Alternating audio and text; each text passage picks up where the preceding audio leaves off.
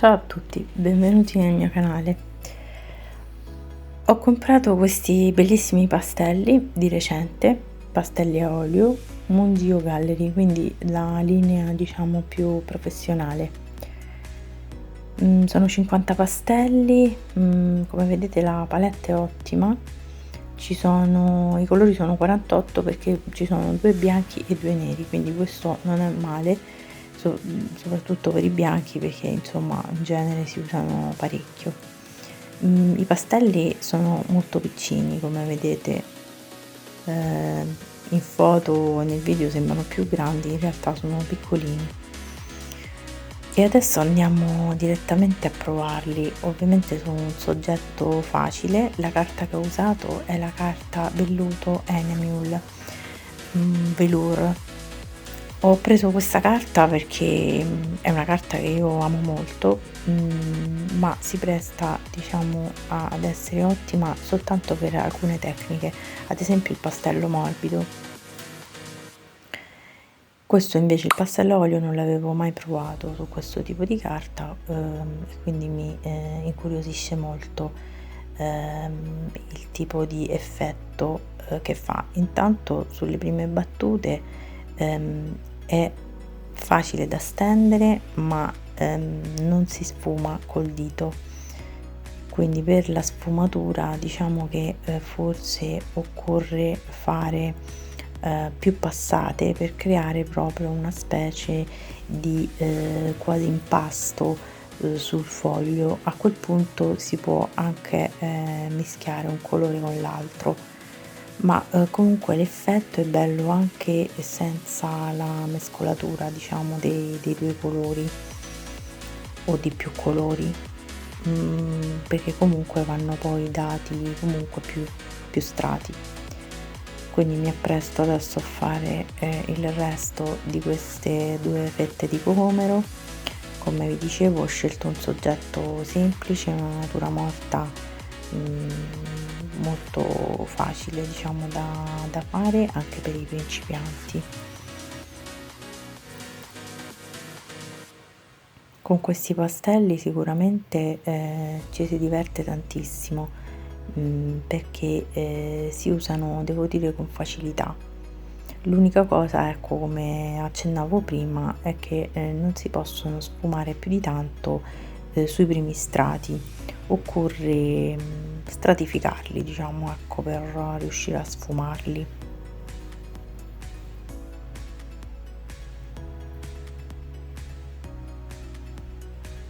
Aggiungiamo il bianco ovviamente, e col bianco già si possono creare le prime sfumature. Poi ovviamente farò altri video provando questi pastelli su altri tipi di carta, perché ovviamente ogni medium ha una carta specifica da utilizzare. La carta Enemule io l'ho provata tanto con i pastelli morbidi, che ovviamente, come dice il nome, sono proprio un'altra cosa rispetto a quelli a olio, e devo dire che si mescola bene sulla carta velluto sia il pastello che le matite pastello, ovviamente sempre morbide, anche se la carta ottimale ad esempio per i pastelli morbidi secondo me rimane la Pastel Matte della Clairefontaine. Quella è un non plus ultra. Comunque la proverò anche con questi pastelli, voglio vedere che tipo di effetto danno, anche se quella, essendo più aggrappante, forse consumerà più colore. Sulla carta velluto il pastello non si consuma più di tanto, perché il colore viene comunque poggiato. Adesso sto procedendo anche a fare le ombre.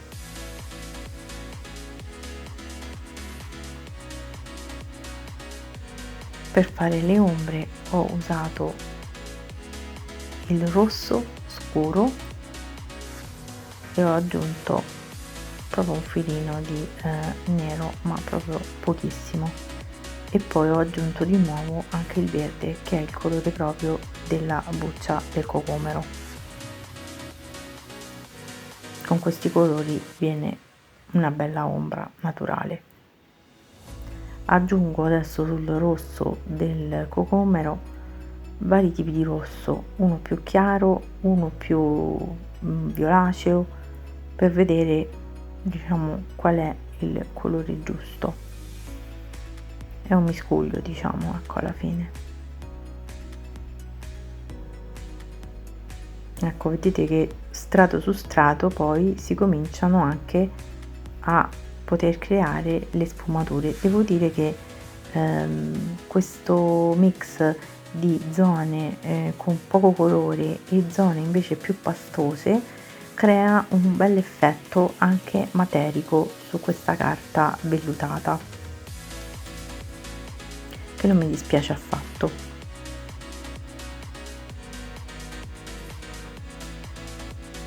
A questo punto, visto che non potevo creare più di tanto i dettagli, perché comunque il pastello a olio, come peraltro anche il pastello secco, non ha punti, diciamo, per fare i dettagli, o quantomeno risulta molto rischioso soprattutto su questi tipi di carta.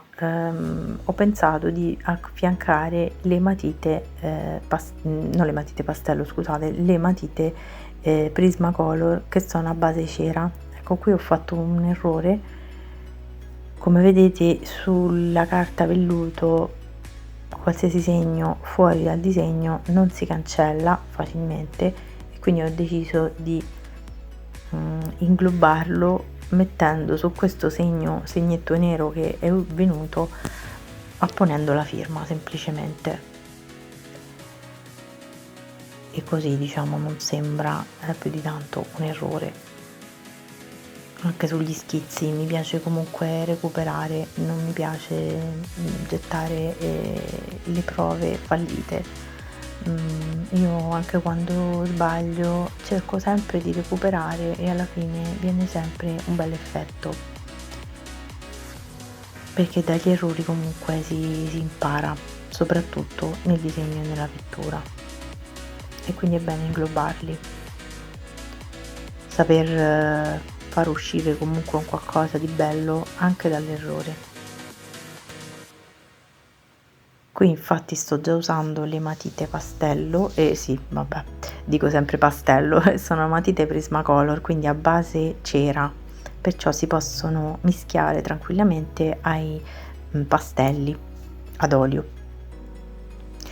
Non è facile mischiarli, perché le matite sono molto più dure rispetto al pastello a olio, però sicuramente si possono utilizzare per creare dettagli.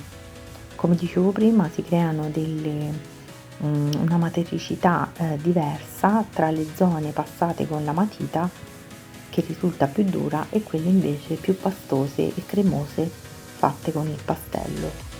Ovviamente dal video questo non si vede. Ecco, per esempio, fare le ombre dei semi con il pastello grande non è facile, invece con la matita, ecco, ad esempio qui sto sistemando il bordo.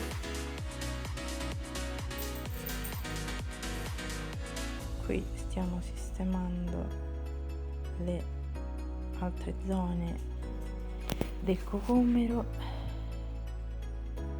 e ci avviamo alla fine. Avevo dimenticato di fare l'ombra sulla prima fetta, l'ho aggiunta successivamente, quindi alla fine vedrete il risultato finale. Se vi è piaciuto il video mettete un like, iscrivetevi al canale e noi ci vediamo alla prossima. Vi saluto e vi ringrazio. Ciao ciao!